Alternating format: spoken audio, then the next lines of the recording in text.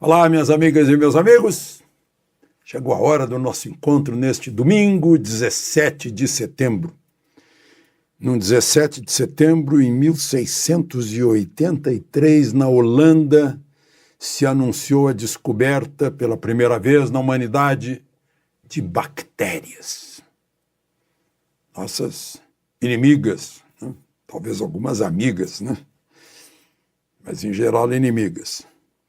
E o descobridor foi um holandês, Antonie van Leeuwenhoek. E na sexta-feira, a propósito de pesquisadores, a Academia Brasileira de Ciências, Artes, História e Literatura empossou nas cadeiras 44 e 77 no auditório da Câmara dos Deputados, na Assembleia do Povo Brasileiro, dois cientistas brasileiros brilhantes. Na cadeira 44, o brasiliense Flávio Cadegiani, é um endocrinologista, que foi perseguido pela Inquisição da CPI da Covid. E agora é uma espécie de desagravo. Ele recebe o fardão da Academia de Ciências por suas pesquisas, né? E junto com ele, o mesmo que recebeu busca e apreensão em agosto do ano passado, outro pesquisador infectologista que mora em Porto Alegre, o Ricardo Ariel Zimmermann, Dr. Ricardo Ariel Zimmermann. Vai para a cadeira 77 da Academia de Ciências, também vítima do obscurantismo. Lembram daquela época em que a mídia dizia que isso não tem tratamento, não pode tratar? Eu fui demitido da CNN porque eu via todos os dias minha mulher médica tratando pessoas e curando pessoas sem que elas fossem hospitalizadas e muito menos entubadas em UTI, né? Porque tinha tratamento, tem tratamento. Mas o negacionismo fanático, talvez, porque simplesmente não tem. A mesma mídia que toda hora dá matérias, reportagens fantásticas sobre ervas milagrosas que curam câncer, curam AIDS, não sei o quê. Que coisa, né? Uma pena. Mas minha homenagem, eu registro aqui a força da ciência brasileira, doutores Cadegiani e Zimmermann, brilhantes jovens cientistas brasileiros. Durante toda a história da humanidade, cientistas foram perseguidos, principalmente nas inquisições obscurantistas da Idade Média. E no Brasil de 2022. Incrível. Bom, vamos aos demais assuntos de hoje. Não esqueça de se inscrever, junte-se a nós. Vamos chegar aí a 3 milhões, que tal? E, ao final, não esqueça de deixar o gostei ou não gostei.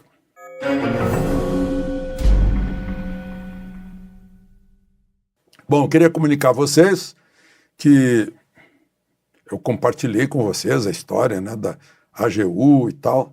A AGU pediu, respeitosamente, um direito de defesa, direito de resposta. E eu imediatamente me escalei para fazer isso na Oeste Sem Filtro, na última sexta-feira.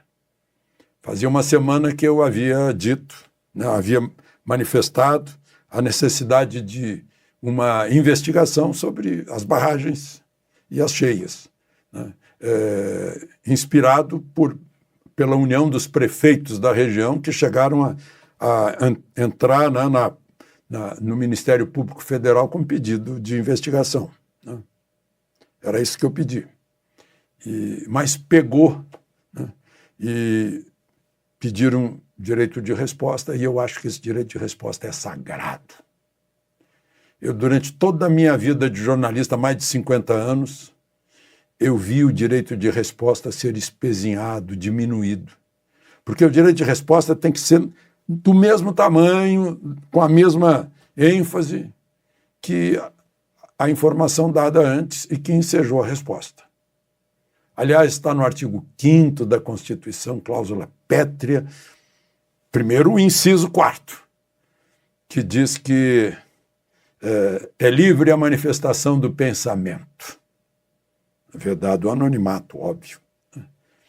E o inciso seguinte garante o direito de resposta.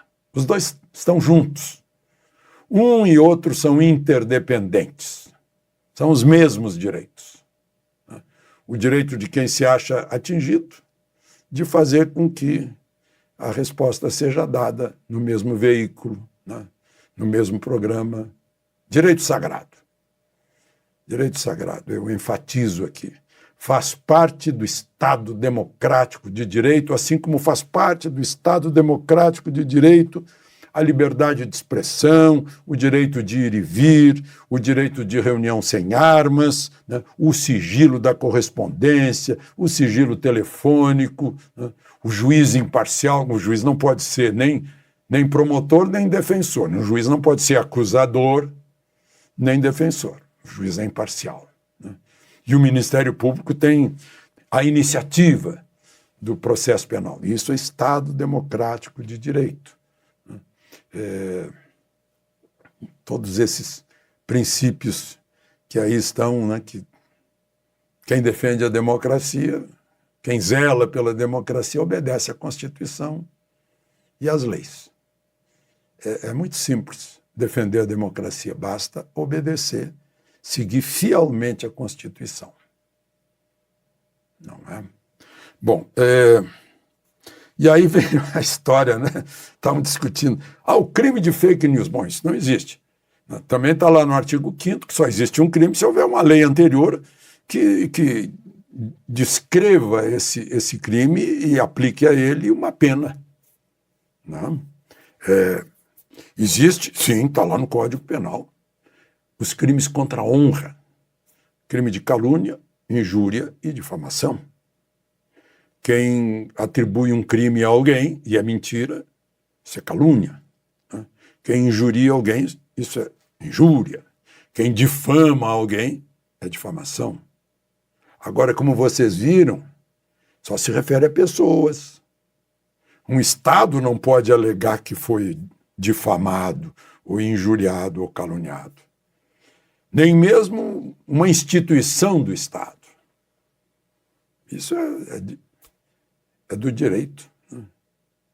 São crimes contra a honra, portanto, crimes pessoais. Eu já fui processado uma vez em meio século, mais de uma vez, mas a outra vez o Quércia retirou. E fui processado pelo presidente do PT, ex-ministro da Justiça, ex-presidente do PT, ex-governador do meu estado, Tarso Genro, naquela questão dos boxeadores cubanos nos Jogos Sul-Americanos, né? Eu disse que não houve julgamento, não houve decisão da Justiça, eles foram enviados para Cuba de volta, simplesmente enviados. Né? E ele me processou, só que ele não ganhou. Né? Então, é uma coisa... a gente tem que pensar a respeito disso. Fake news. Fake news, quando é que a gente acha que uma coisa é verdade ou é mentira? É uma coisa complicada. Agora, uma coisa quando é um fato e a pessoa nega o fato, aí não tem como. Né? Essa questão das barragens, por exemplo, que está envolvida aí nesse qui pro quo. Né? Eu disse, as barragens têm comportas. E as pessoas estão negando que tem comportas, quando é só olhar. Né? Olha aqui, eu estou dizendo isso porque eu li na Zero Hora de hoje. Olha, Zero Hora é um jornal importante, está entre os 10 mais importantes jornais do país. É o jornal de maior circulação do Rio Grande do Sul. Está na reportagem sobre esse assunto, diz assim: a empresa que opera a barragem do Rio das Antas negou as especulações a respeito das estruturas, até porque as represas nem sequer têm comportas. Gente, acabou. O jornal agora é burocracia. Não, a empresa disse. Gente, entra no site da empresa, tá lá as fotos das comportas, ou manda o fotógrafo lá. fotografa, está lá, comporta. Né? As represas têm necessariamente um vertedouro com comportas. A Castro Alves tem esse vertedouro aí que vocês estão vendo. Né? As demais, a 14 de julho tem esse vertedor, tem essas comportas, 2 comportas clássicas, portas de ferro que levantam. Né? Aí do lado direito, como vocês estão vendo. A Monte Claro tem comporta aí que vocês veem do lado esquerdo. Né? Eu não sei qual é a dificuldade, porque né? O Aurélio diz que comporta é um mecanismo que regula o fluxo de água das barragens, das represas. E o Aurélio também diz o que é compota, que é doce de fruta conservado em calda. Talvez a pessoa não saiba a diferença entre um e outro. Né? Pode ser que seja isso. Né? Enfim. Agora, eu vejo, né, que a nota oficial da empresa dizendo que não... Isso eu achei grave, sabe? Diz que não tem capacidade de regular o fluxo do rio.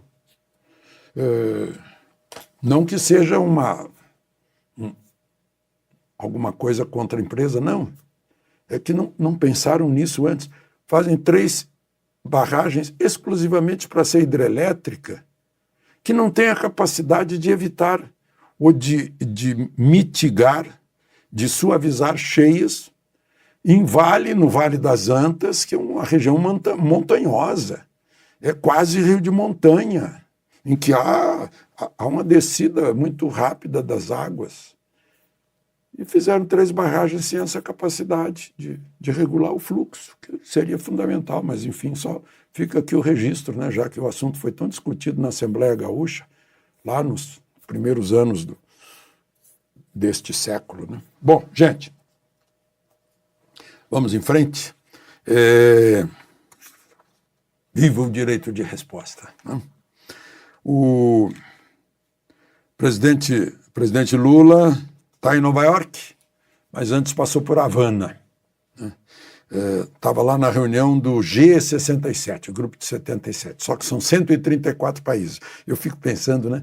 Ele chamou o pessoal os países que assinaram o Tratado de Roma, que criou o Tribunal Penal Internacional, de bagrinhos, porque não tem Estados Unidos, China e Rússia, são bagrinhos. Quantos bagrinhos estariam aí entre os 134, né? Bom, mas enfim, a discussão chega lá, Cuba diz, eu não posso pagar o que está devendo para o Brasil. 2 bilhões e 600 milhões é obra da Odebrecht no porto de Mariel. Né? Não podemos pagar. O Brasil compra charuto, principalmente charuto e rum, e fornece soja.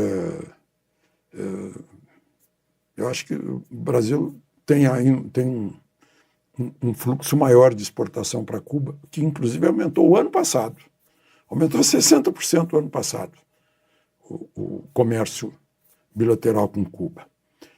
Mas vai pagar como? Né? E, de qualquer maneira, não é o presidente que vai decidir dar uma moratória para Cuba. Quem aprova isso é o Senado Federal. Né? Bom, mas o presidente está em Nova York e dizem que ele e Zelensky podem se encontrar. Eu lembro que em maio Zelensky não quis nem falar com ele, depois das manifestações dele a favor de Putin, lá na reunião de Tóquio, do G20. Né?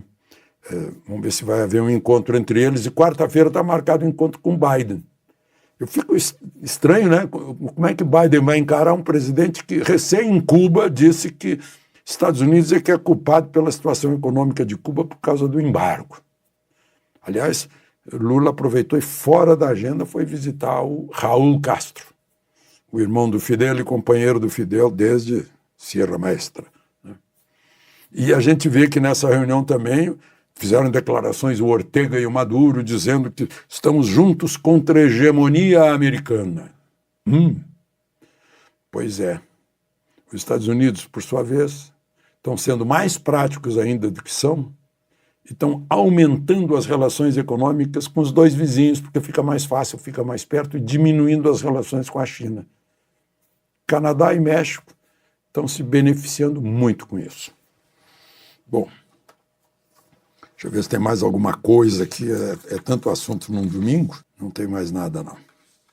Apenas registrar o uniforme de Lula sempre que frequenta esses lugares, está lá de Guayabera Blanca. É meio um uniforme caribenho. De Brasília, Alexandre Garcia.